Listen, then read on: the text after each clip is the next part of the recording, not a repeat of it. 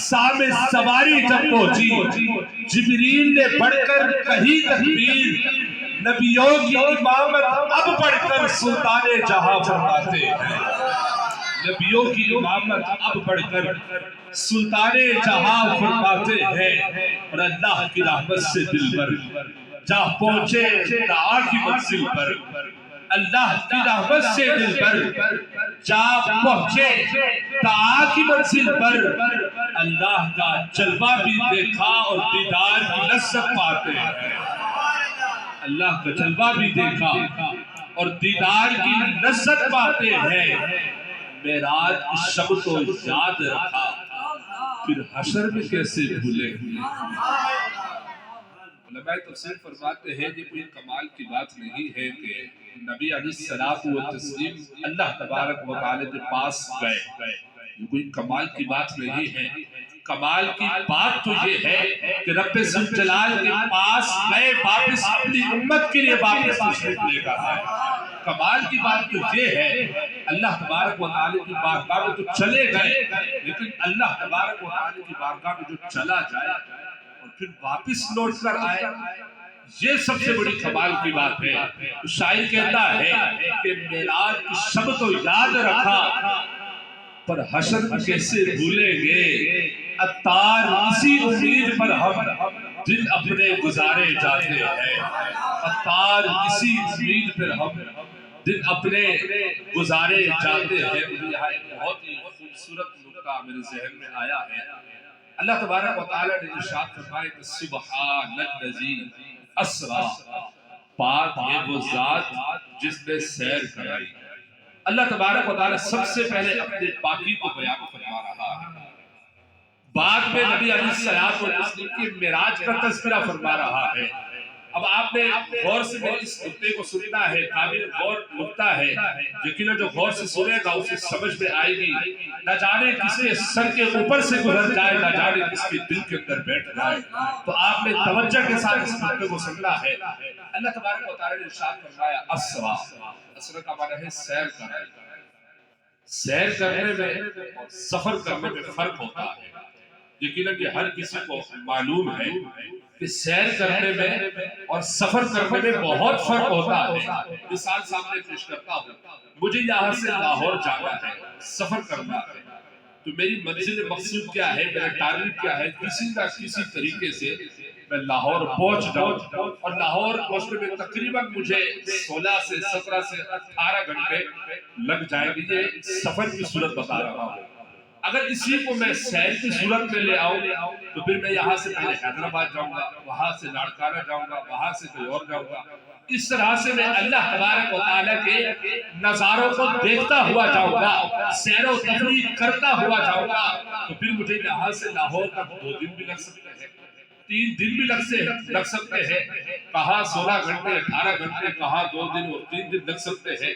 تو قابل غور بات یہ ہے اللہ تبارک و تعالی نے یہ نہیں فرمایا کہ پاک ہے وہ ذات جس نے اپنے حبیب کو سفر کروایا، بلکہ رب ذوالجلال نے تو یہ ارشاد فرما دیا کہ ہم نے سیر کرائی۔ مولا کیسی سیر کروا دی؟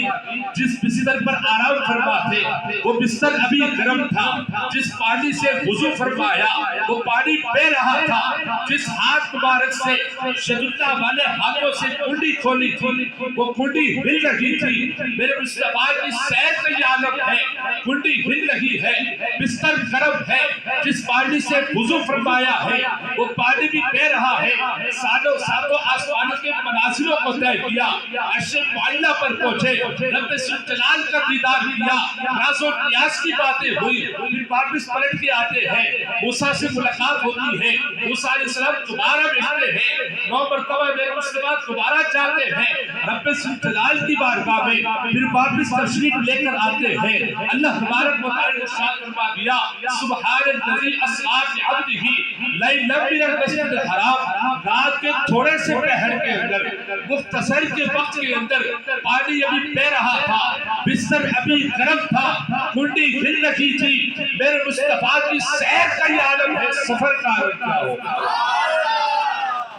میرے مصطفیٰ کی سیر کا یہ عالم ہے، کنڈی ہل رہی ہے، ساتوں آسمان، سدرہ کا مقام، پھر آگے گئے جہاں تک رب ذوالجلال نے چاہا لے گئے۔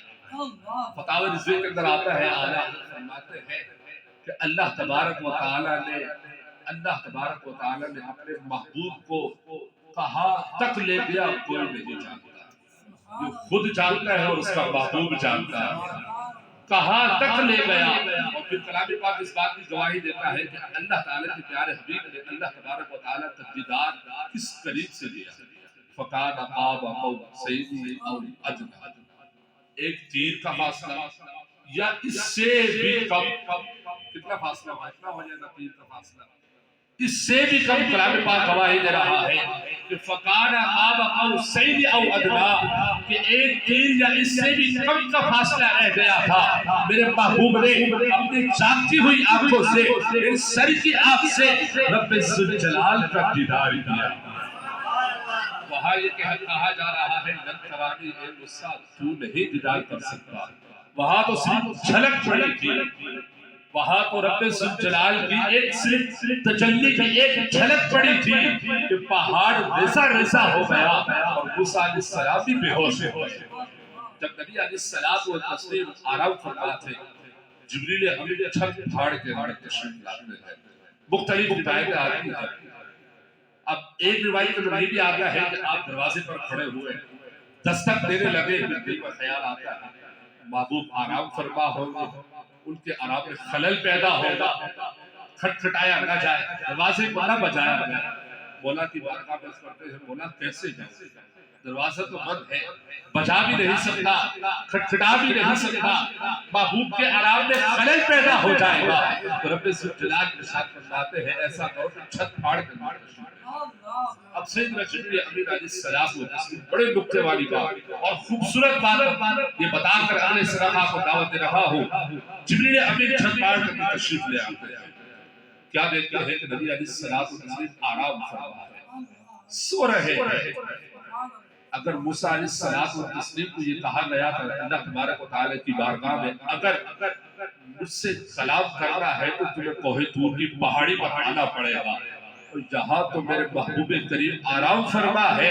رب ذوالجلال جبریل امین کو یہ فرما رہا ہے جاؤ میرے محبوب سے کہہ دو کہ تمہارا رب تمہاری زیارت کے لیے مشتاق ہے۔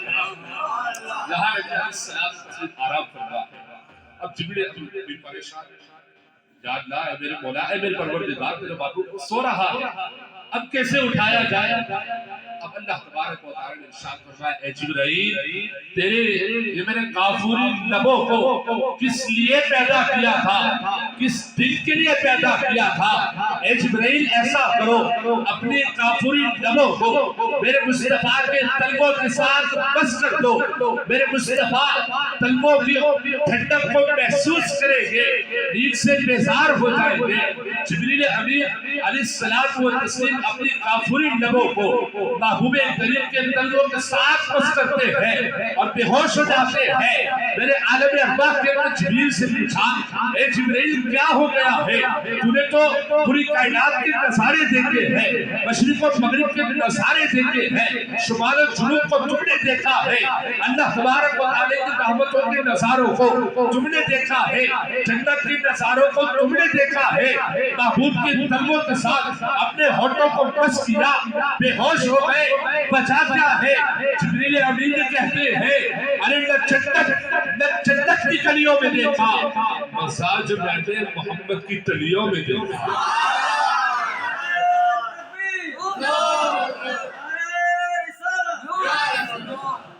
نہ جنت کی گلیوں میں دیکھا، مزہ جو میں نے محمد کی تلیوں میں دیکھا۔ یہ مقام ہے میرے مصطفیٰ کریم آقا علیہ الصلوۃ والتسلیم کا نعرہ تکبیر، نعرہ رسالت، نعرہ حیدری، آج نعرہ ختم نبوت۔ سبحان اللہ۔ ہمارے درمیان امام و خطیب امام مسجد حاضہ حضرت مولانا محمد انس رضا قاری ترابی دامت برکاتہ العالیہ تشریف لا چکے ہیں، تو اگلے سراقہ کو دعوت دے رہا ہوں۔ عرش سے نور چلا اور حرم تک پہنچا، سلسلہ میرے گناہوں کا آقا تیرے کرم تک پہنچا، اور تیری معراج کے جانے تو کہاں تک پہنچا، میری معراج کے آقا میں تیرے قدم تک پہنچا۔